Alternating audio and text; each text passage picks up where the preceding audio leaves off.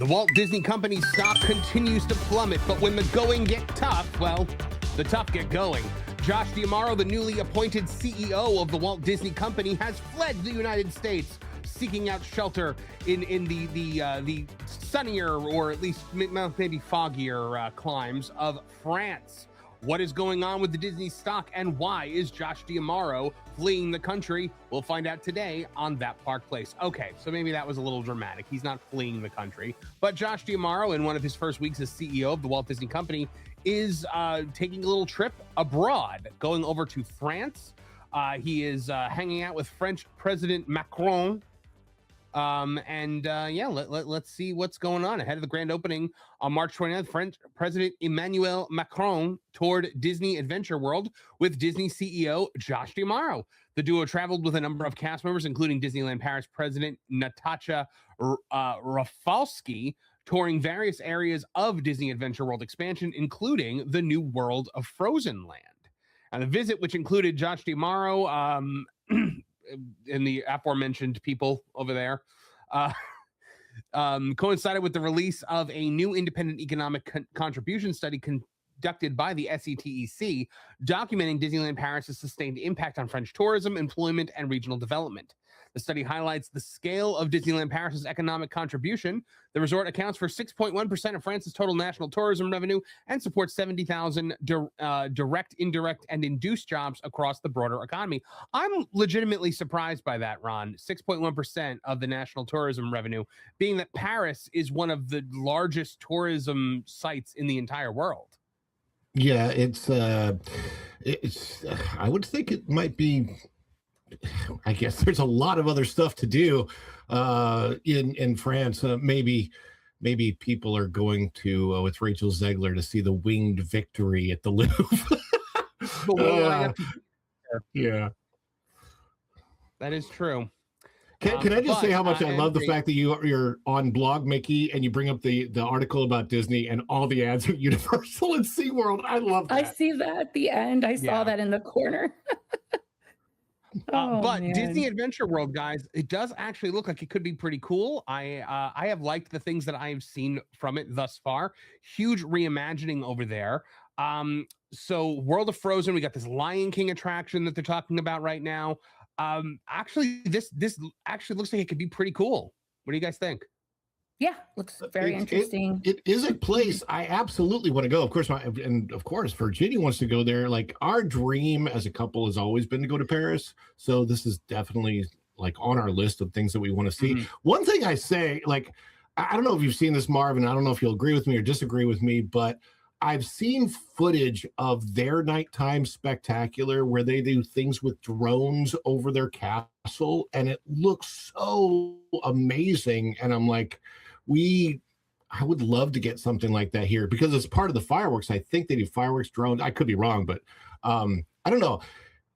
Maybe each one of the Disney parks are supposed to have their particular thing that's their flavor, if you will. But yeah, I mean, it's definitely something I would like to see at some point. Well, I mean, look, they've been toying with the idea of drones in Walt Disney World for probably a decade now. I remember right around the time I moved here, there was a whole thing at Disney Springs around Christmas time where they had a drone show over the lagoon there. And I was like, well, here we go. Drones have arrived. It's about to be a lot of drones taking to the skies around the theme parks. We're going to start seeing drones probably at Epcot, probably at Studios for some of their stuff.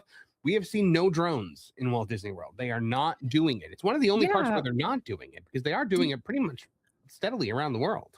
Do you guys remember last year when they were doing that little show? It was like a test show over at Disney Springs. It was for a very limited time. Whatever happened with that? It was like almost like a tease. It was they keep testing drones out in Orlando, and then they keep not following through with it. So I'm wondering what the findings are of whatever it is that they're doing. But it can't be that it's just not possible to have drones in Orlando, because over at Universal, they've got a show called Cinesational that takes place every night, and that lights up the sky with drones. Right. And I'm really happy, going back to the Disneyland Paris, I'm really happy for this park. I've never been. It would be nice to go one day, but from what I've been told and from what I've seen, the park needed something like this. It was kind of like not in the best tip-top shape, if you know what I mean. I mean, there's so Yes. many bloggers that have been there, and it's just kind of disappointing from the content that we see here. But it really needed it. I'm really excited for them. It looks beautiful. All of the details. They really did do a lot of investing, and I just kind of agree with Ron. Also, I wish that they would, like the international parks, some of that stuff could come over here because we have really cool things here in the domestic parks. But I feel like they just get a little bit. They get a little bit more flavor on their dish. I'm just saying. Yeah. Well, I mean, so if you look at this map of what Disneyland Paris is going to look like with Adventure World, you come in and you're going to have World Premiere Plaza, and then over here you have New Adventure Way, which is which has their main lagoon area, which is where you're going to have the nighttime show with the drones that they're talking about. Then you've got Worlds of Pixar over here. You've got Marvel Adventures Campus, and all the way up here you have World of Frozen. So yeah, the World of Frozen actually looks really good. Like it looks like a great. The themed lands that they have been rolling out in some of the parks around the world, like not domestically. Domestically, we get slop like Galaxy's Edge, but you know, in Shanghai they have a Zootopia land that I don't know if you guys have ever seen that in videos or whatnot, but that's yeah, man, yeah, insanely cool. Well, Marvin, there's a rumor that they're gonna probably replace Avatar with a little Zootopia in Disneyland, that is California. The most ridiculous rumor I've ever heard in my life. That's not going to happen. That's what they're that's what they're saying. That is hogwash slop. That's not going to happen. They are not getting rid of Avatar. And the Zootopia over in Shanghai, it's really tiny, right? I think it's only like I forget how many acres. Yeah, it's really small. It's pretty small. But the last thing they're going to get rid of is Avatar, because they are still pretending that Avatar is something that people like. That Avatar and over in Disneyland, you know, they have plans for an Avatar expansion. They're not getting rid of Avatar from the parks anytime soon. Now, go ahead. The Adventure World here. Okay, so this was the Studios Park, correct? What they were calling the Studios Park and what it looks like. Just seeing the map and the way you pointed things out, it actually kind of looks like without portals into the different worlds.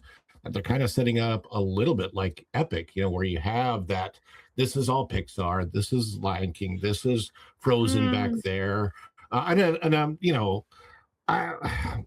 know how much of that, as far as did they get any ideas when they were looking at how Epic was being built or anything? Probably not. I don't know.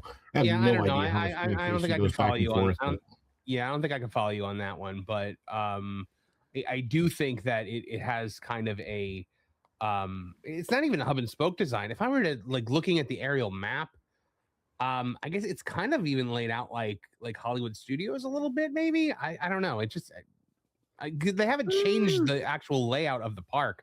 They've just kind of rethemed all the lands, but it is very much now IP central, gates. So I guess I could see where you're going with that a little bit, based on Epic Universe being so IP land centric. But now the reason why it's raising, so he's out there in France right now. Meanwhile, back home, the Disney stock is not doing all that great. Not doing all that great still, but has rebounded a little bit. So let's take a look here. The stock is currently at $95.02, which is up today. So it's up about 2.81% today. It started this morning at $92.93. So something is happening where the stock is starting to climb back up. People were like, it's going to hit the 80s. I knew it was never going to hit the 80s. But if you look at it over the last 5 days, actually, let's look at it at the last month, right? Because we were over 100, and then the situation in the Middle East exploded. The S&P dropped. The stock dropped.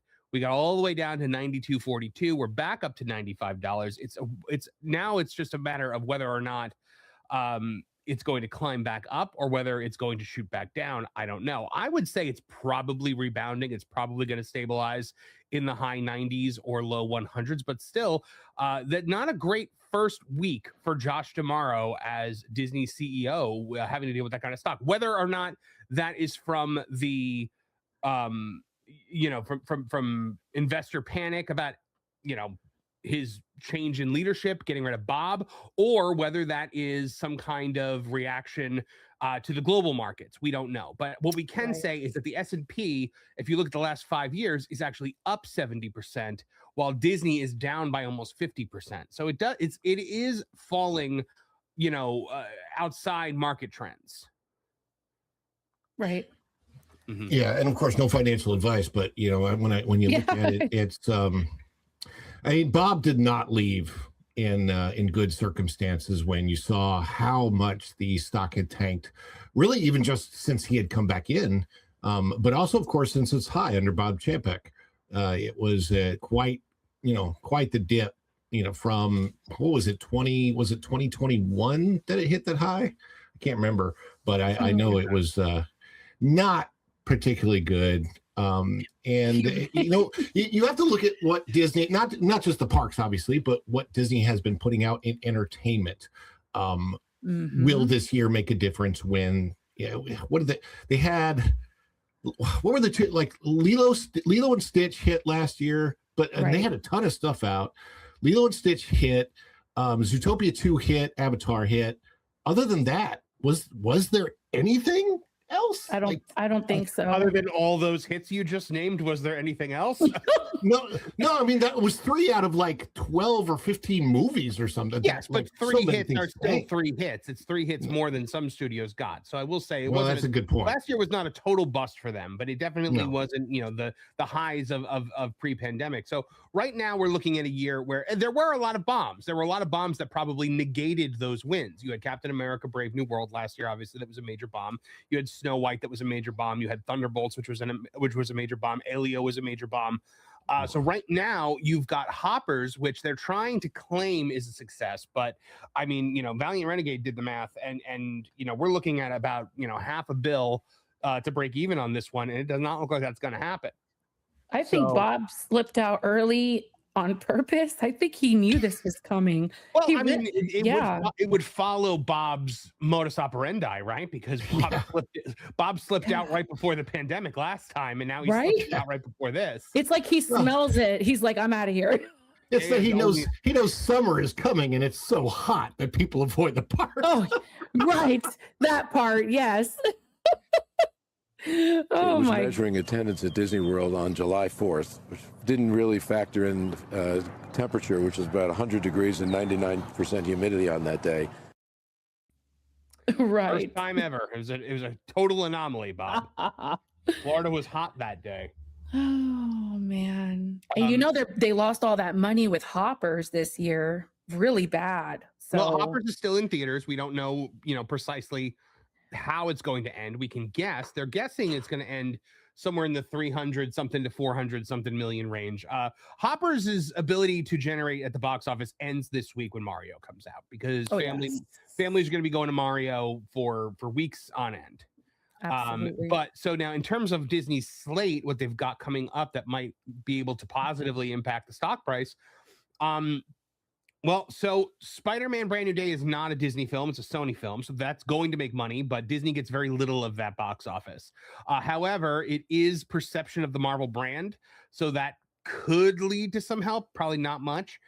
You've also got Moana live action. Yes, it looks ridiculous. Yes, it got ratioed. Yes, The Rock looks like a total dweeb in that suit. But at the end of the day, it's still Moana. I think it's still going to make a lot of money.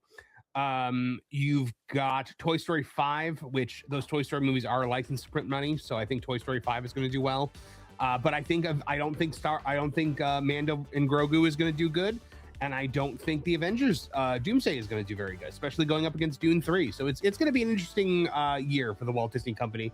Interesting freshman year for Josh D'Amaro as CEO of the company. Guys, Paris may be the city of love, but there may not be a lot of love for Josh D'Amaro from the Disney stockholders. Thanks for watching That Park Plays News.